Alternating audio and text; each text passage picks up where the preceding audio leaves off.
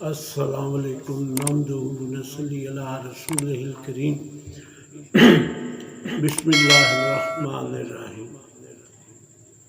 میرے بھائیوں، دوستوں، بزرگوں، آج کی جو میری ویڈیو ہے وہ خاص کر طبیبوں کے لیے ہے۔ ہو سکتا ہے عام پبلک کو جو ہے اس کی سمجھ نہ آئے، کیونکہ اس میں ورڈز ہوتے ہیں طبی جو کہ عربی زبان میں زیادہ ہیں، تو خاص طور پہ قانون مفرد اعضاء یعنی تحریک، تجدید، طب سے جو منسلک اتباع ہیں، یہ ان کو بہت آسانی سے وہ اس یعنی ویڈیو کو، اس میری بات کو سمجھیں گے۔ تو سب بھائیوں سے درخواست ہے جو میری ویڈیو دیکھتے ہیں کہ وہ کم از کم میرے چینل کو سبسکرائب ضرور کیا کریں، یہ درخواست ہے میری۔ تو آج کا جو میرا موضوع ہے وہ ہو سکتا ہے 2 سے 3 4 ویڈیو بنانی پڑے، کیونکہ لمبی ویڈیو تو آدمی دیکھتا بھی نہیں، اور اس کے بعد جو ہے یعنی سمجھانا مشکل ہوتا ہے ایک بار میں۔ تو آج کی جو میری ویڈیو ہے وہ پیشاب کا نکل جانا اور جو ہے وہ استحال جسے کہتے ہیں پخانہ نکل جانا، تو اس کے لیے جو صدیوں سے تحقیقات ہو رہی ہیں اور اس کے اوپر جو تجربے کیے ہیں۔ اب یہ شوگر کا مریض ہے تو شوگر کی مرض کی تشخیص اس وقت کرواتا ہے جب اس کو بار بار پیشاب آنا شروع ہوتا ہے، اور اکثر جو ہوتے ہیں مریض وہ جب شوگر چیک کراتے ہیں شوگر نہیں ہوتی ان کو، لیکن دونوں شکلوں میں وجہ ایک ہی ہے۔ میرے ساتھ خود بیتا ہوا یہ واقعہ ہے کہ ہم نائجیریا گئے 2008 میں، تو نائجیریا، سوڈان، صومال، چاڈ، یہ افریقہ کا سب سے بڑا، ہو سکتا ہے دنیا کا سرائے اعظم ہو، یعنی سرائے اعظم ہے، لیکن سبزہ بھی ہے، جو زمین ہے وہ ریتلی ہے، وہ بہت زیادہ سبزہ ہے، دریا بھی ہے اس کے اندر، لیکن وہاں کی پیداوار جو ہے وہ اس بات کی گواہی ہے کہ جو ریتلی زمین ہوتی ہے اس میں 2 جو ہے اجناس بہت زیادہ پیدا ہوتے ہیں، ایک تو چنے، دوسرا مونگ پھلی۔ تو وہاں پہ عام ہے بہت زیادہ کثرت سے سودانی پھول عربی میں چنوں کو کہتے ہیں، سفید چنے جو ہوتے ہیں وہ وہاں پہ کالے چنے نہیں ہوتے، اور عرب میں جو ہے وہ باقاعدہ اس کے ڈبے صبح ناشتے میں ہماری طرح تو نہیں بنتے، لیکن بڑے بڑے وہ دیگ جو ہوتی ہے ہماری، اس سے بہت بڑا برتن ہوتا ہے جس میں وہ صبح پکاتے ہیں، اور سیل ہوتی ہے وہاں پہ۔ وہ عربوں کی ڈش ہے، ہم کھا بھی نہیں سکتے، پھیکی ہوتی ہے، مسالے تو اس میں نہیں ہوتے۔ تو وہاں پہ باقاعدہ مصر کے اندر، کیونکہ وہ افریقہ کا حصہ ہے، تو وہاں پہ جو صبح کا سلام ہے وہ بھی اسی طرح لیا جاتا ہے، صبح الفول۔ تو میں کویت 4 سال رہا ہوں، تو عربی الحمدللہ بہت اچھی تھی میری، اب بھی میں اگر بولنا شروع کروں تو بہت وہ روانگی پھر دوبارہ ہو جائے گی۔ اب موضوع کی طرف آتے ہیں کہ جب نائجیریا گئے تو وہاں پہ کاجو، کیونکہ افریقہ میں بہت زیادہ پیدا ہوتا ہے، وہ گھروں کے اندر لگا ہوا ہے۔ اب یہ جو کاجو ہے وہ وہاں پہ میں بہت کھاتا تھا، وہ شیشے کی بڑی بوتل ہوتی تھی، وہ اس میں روسٹ، لوکل روسٹ ہوتا تھا، جیسے مونگ پھلی کے اوپر سیاہی، وہ روسٹ ہونے کے بعد سیاہی وہ جلے، ہلکا سا جلا ہوتا ہے چھلکا، اس طرح کا اس کے اوپر نشان ہوتا تھا بنے ہوئے کا۔ یہ جو تھائی لینڈ وغیرہ کا ہمارے ملک میں ملتا ہے، یہ باقاعدہ اوونوں میں وہ روسٹ کرتے ہیں، لیکن یہ جیسے فارمی ہوتا ہے وہ دیسی تھا اور مٹھاس بہت تھی اس میں۔ تو پوری بوتل لے کے میں اپنے وہ مچھردانی کے اندر، کیونکہ اس کے بغیر آپ سو نہیں سکتے، نائجیریا کا ملیریا بہت خطرناک ہے، اور یعنی اس کے پانی بھی سنا کہ پانی پینے سے بھی ملیریا ہے، تو لیکن اللہ کا شکر ہے محفوظ رہے وہاں پہ. تو میں ساری وہ رات کو بس اندر لے کے گھس جانا اور میں کھاتا رہتا تھا. کچھ ہی دنوں کے بعد اس کے اثرات جو نمودار ہوئے، اس وقت تو سمجھ نہیں آئی کہ مجھے تقاضا ہوا، حاجت ہوئی پیشاب کی. اب میں اٹھتا تھا دروازے پہ، یعنی جوتی پہننے کے لیے ابھی کھڑا ہی ہوتا تھا، میرا پیشاب نکل جاتا. اب شلوار بھی بھر جاتی تھی، پھر باہر کھڑا ہو کے کیونکہ کرتے لمبے ہوتے ہیں، ہم نے پہنے ہوتے ہیں، تو وہ میں اتار کے شلوار کو پھر اس کو 3 دفعہ پانی میں پاک کرتا اور اپنے جسم کو پاک کرتا، وضو کر کے پھر میں وہ. لیکن یہ میرے ساتھ بار بار عمل ہوتا تھا. ہمارے ساتھ شیخ زید ہاسپٹل جو ہے لاہور کا، اس کے ڈپٹی سپرنٹینڈنٹ تھے ڈاکٹر ظفر جوید صاحب. وہ خود انسولین لیتے تھے، ان کی اہلیہ بھی تھی، ان کے ساتھ میری اہلیہ، یعنی سب کی کپل تھے، تو وہ بھی انسولین لیتی تھی.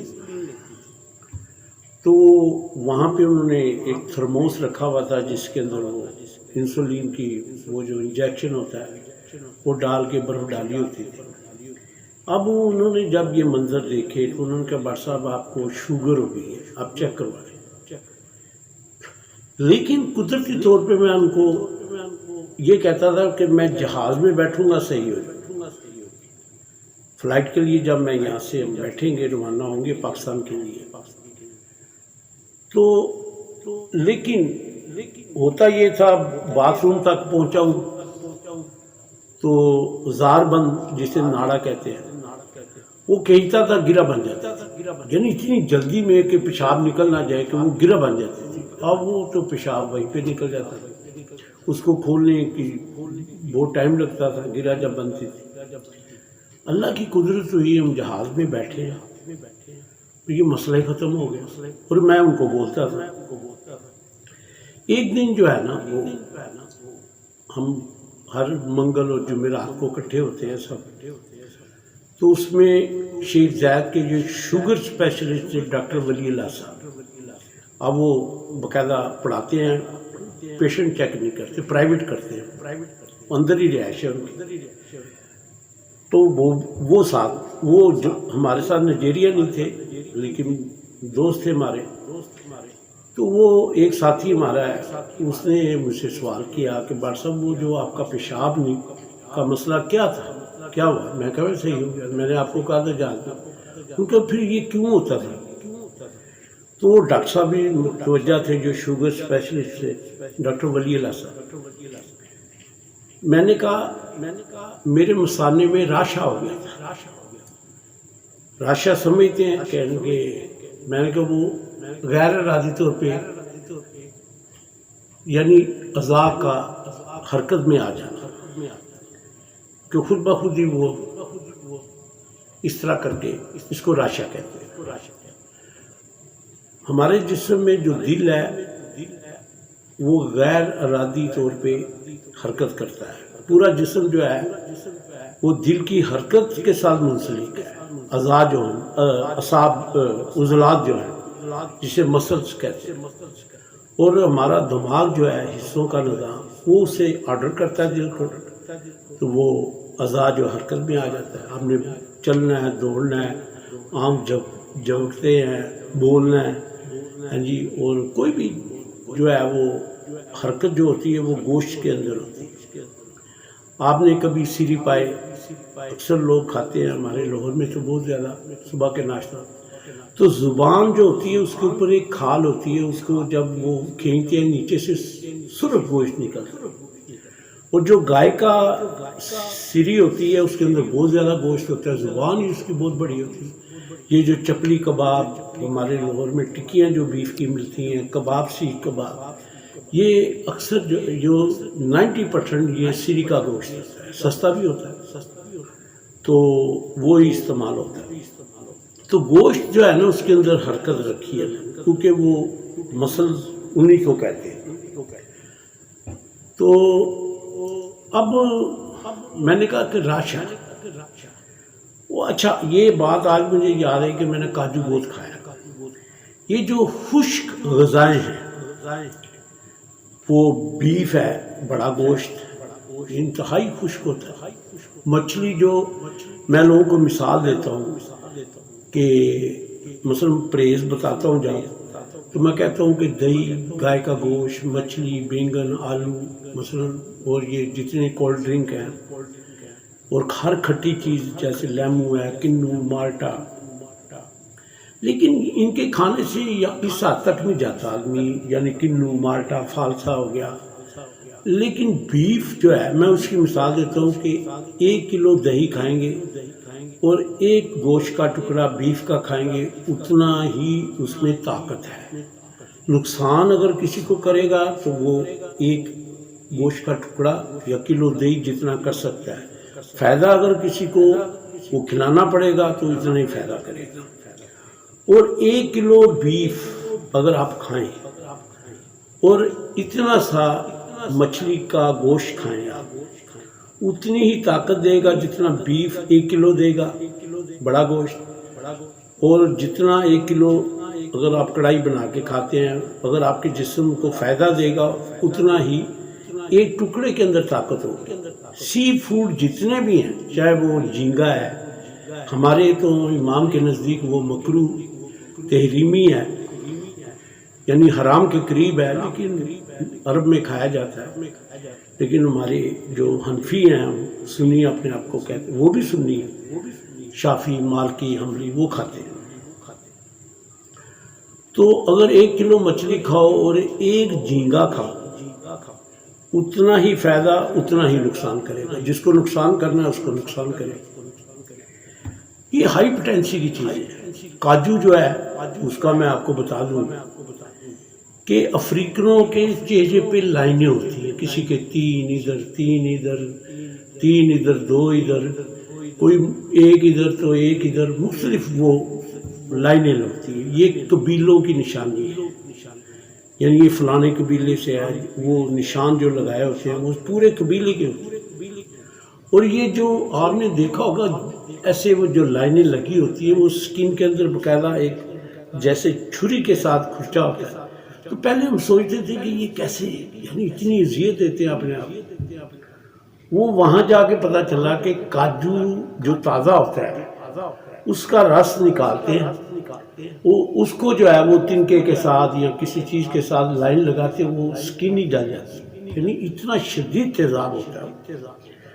تو میں سوچتا ہوں اب کہ جب ہم کھاتے ہیں تو معدے کا کیا اثر کرتا ہے، کہ جو سکن جو ہے انسان چہرے کی یا جہاں پہ بھی وہ لگتا ہے کاجو کا پانی، وہ وہاں پہ کھال اڑا دیتا ہے اور نشان پورا پڑ جاتا ہے۔ تو جب ہمارے معدے میں یہ کاجو ہے، یہاں پہ تو اللہ معاف کرے، کاجو کا سون حلوہ، کاجو کی برفی، کاجو کا یہ، یعنی یہ اس کو کیا سمجھا۔ اب موضوع جو ہے ہمارا وہ پیشاب کا غیر ارادی طور پہ نکل جانا، بار بار آنا، پخانے کا غیر ارادی طور پہ آپ کو احساس ہوا، اٹھے اور پخانہ نکل گیا، اور پھر ابھی آپ فارغ ہو کے دروازے سے باہر نکلے، پھر پریشر پڑ گیا۔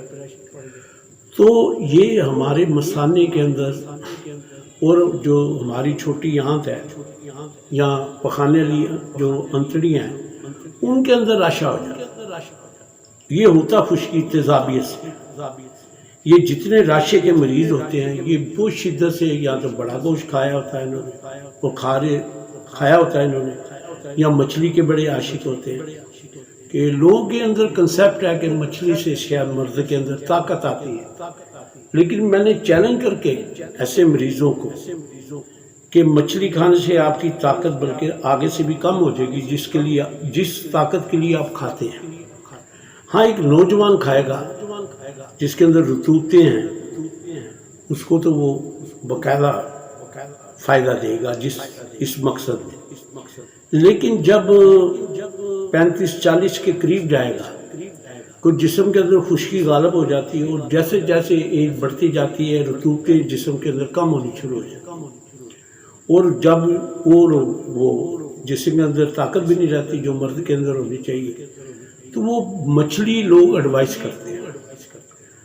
اور میرے پاس ایسے آئے کہ ان کی آنکھیں ایسے پھٹی ہوئی اور یعنی پوچھا تو یا بتایا کہ آپ نے مچھلی کھائی ہے تو ہاں جی مچھلی کھائی، تو اسی وقت اس کو نیوٹرل کرنے کے لیے اعصابی ادویات اور اعصابی کعوہ وغیرہ اس طرح کی چیزیں ایڈوائز کرتا ہوں، الحمدللہ ریلیکس ہو جاتا ہے مریض۔ تو کہنے کا مقصد یہ ہے کہ یہ آپ کو دو چیزیں بتائیے، ایک شوگر یعنی پیشاب کی زیادتی ہوئی، صبح جا کے چیک کرائی شوگر تھی، پیشاب کی زیادتی ہوئی، شوگر چیک کرائی، شوگر نارمل ہے۔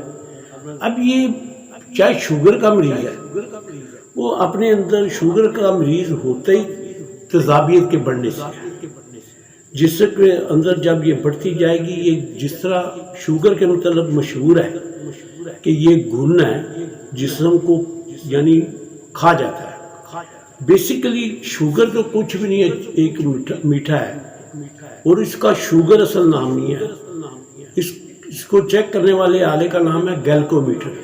ہمارے جسم میں جگر جو ہے وہ یعنی معدے سے ہضوم جو بنتے ہیں، آخری ہضوم اس کو گلوکوز کہتے ہیں، وہ گلوکوز کے فارمولے کو ڈبل کرے تو شوگر کا بنتا ہے، لیکن آلہ جو ہے اس کا نام ہے گیلکومیٹر یعنی گلوکوز چیک کرنے والا آلہ۔ تو اب یہ تیزابیت جو ہے یہ لب لبا کیا، گردے کیا، جگر، دل، ہر چیز کو فنا کر دیتا ہے۔ تیزاب آپ کسی کے اوپر ڈالیں وہ اعضاء گلنے شروع ہو جائیں گے، تو یہ گھن کی طرح اندر، اور ہم اس طرف توجہ نہیں کرتے، ہاں جی وہ مرض کی دوائی بنانی شروع کر دیتے ہیں یا ایڈوائز کرنی شروع کر دیتے ہیں، لیکن اصل میں جسم کے اندر جو یہ تباہی کر رہا ہے، جس نے اعضاء کو ہمارے ڈیڈ کر دیا ہے، وہ اصل میں تیزاب ہے۔ ہیپیٹائٹس سی، بواسیر، جوڑوں کا پتھرا جانا، یہ سب خشکی، جسم کے اندر خشکی کے بڑھنے سے، رطوبتوں کے کم ہونے سے یہ مسائل بنتے ہیں۔ تو انشاءاللہ تعالیٰ اگلی ویڈیو کے اندر میں مزید آپ کو اس کی تفصیل بتاؤں گا، آپ تجربہ کر کے دیکھ لیں۔ کسی کو اگر پیشاب شوگر کے مریض کو آتا ہے تو مسل اعصابی گدھی، کیونکہ میں نے پہلے بتایا کہ عام پبلک کو تو شاید اس کی سمجھ نہیں آئے گی، لیکن جو خاص طور پہ کلون مفرد اعضاء حضرت صابر ملتانی رحمۃ اللہ علیہ کے تعلیمات پہ جو عمل کر رہے ہیں یا اس کے تحت علاج کر رہے ہیں، ان کو سمجھ آ جائے۔ غدی اعصابی مسل، اس کو جو ہے نا وہ ڈبل ڈوز میں استعمال کرائیں شروع میں، جیسے وہ کنٹرول ہوگا ایک آدھے دن کے اندر پیشاب کنٹرول ہو جائے، تو انشاءاللہ تعالیٰ اس کے بعد اس کی ڈوز کو کم کرنا شروع کر دیں، تو انشاءاللہ باقی جو ہے وہ اگلی جو پارٹ 2 آئے گا اس کے اندر میں آپ کو مزید تفصیلات بتاؤں گا۔ تو میرے چینل کو سبسکرائب ضرور کریں۔